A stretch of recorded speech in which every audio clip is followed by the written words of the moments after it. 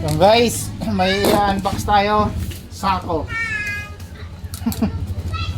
Dahil meron kami in-order guys na pang ano ng acrylic. Pang pen. Oh, nalabuto ka na eh.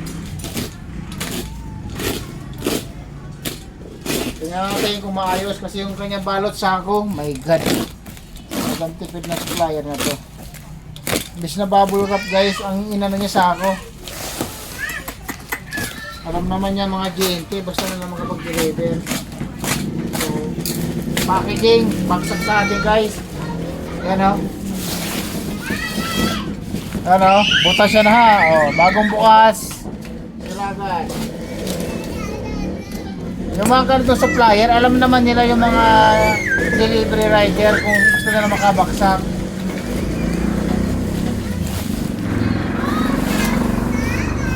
Yan ha. O. Kita ba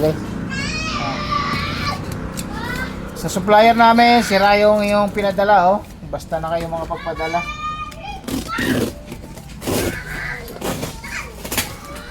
Wala kayong pagpapahalaga.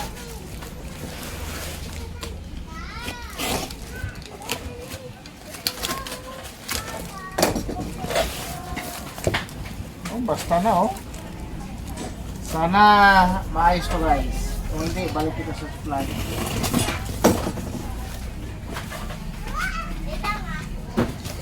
Wala guys oh, hindi maayos yung dating sa atin. Ayan oh. So, wala talaga. May mga supplier talagang walang pakialam pa sa mga in-order natin. Halloween! Wala yan oh. Walang manual. So, para sa akin, hindi maganda yung supplier guys. Tangit-tanga ng feedback para sa akin. 1 to 10. Ano lang, 3 lang ako, 3. Hindi na maulit umorder. Walang kasalanan ng rider dito guys. Yung supplier may kasalanan dito. Uy, give it, ano?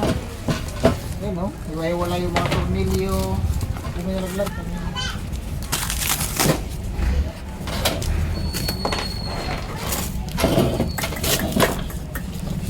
Ngayon lang ako isa nakatagpo ng ano, ng parcel na ginawa packaging kay Sako. Yan o. Ito yung order namin o. Tapos ang packaging niya Sako. So ang dumating pa, wala man ang manual kung paano ang gagawin, paano procedure. Sana maayos yung items. So wala talaga eh o. Hindi ko man nabubuhin to. Mahirap tumingala sa langit. Wala, hindi mo lang ginawa ng bubble wrap. Hindi ata uso doon sa mga supplier na to.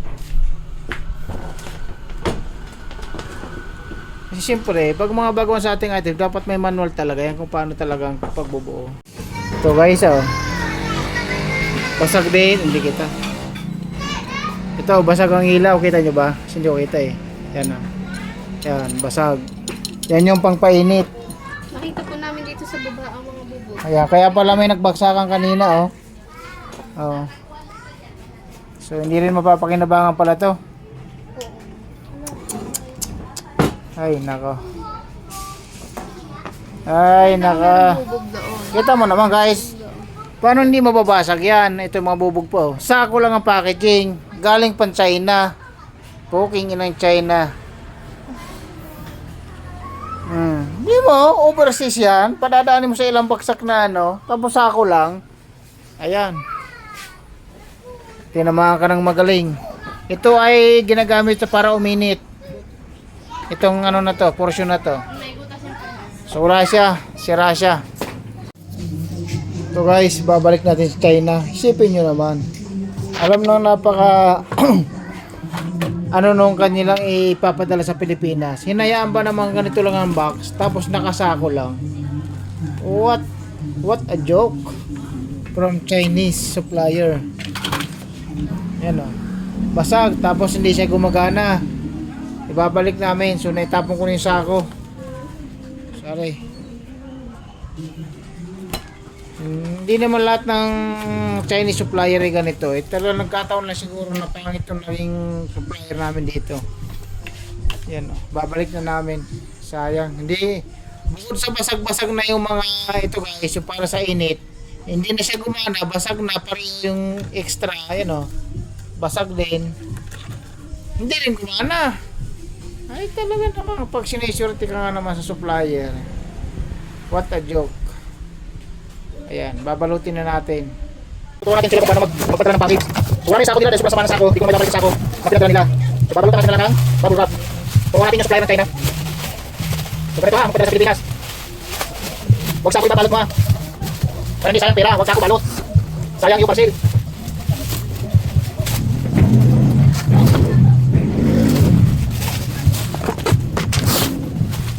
Okay, yuk.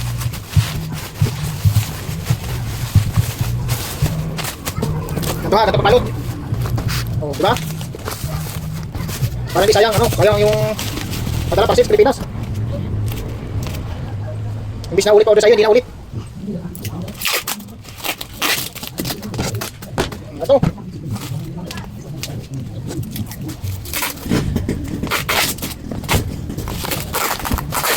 So kahit binigyan mo kami ng pangit, babalik sa'yo mga Tagalog. Ganun kami mga Pilipino.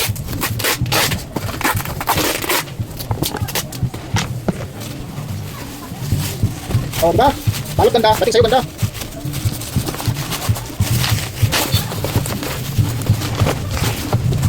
Hindi basag ilaw.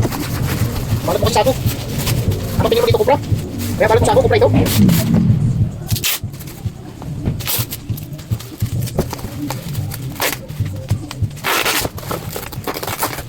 tawag. Wait lang, Chinese tawag lang.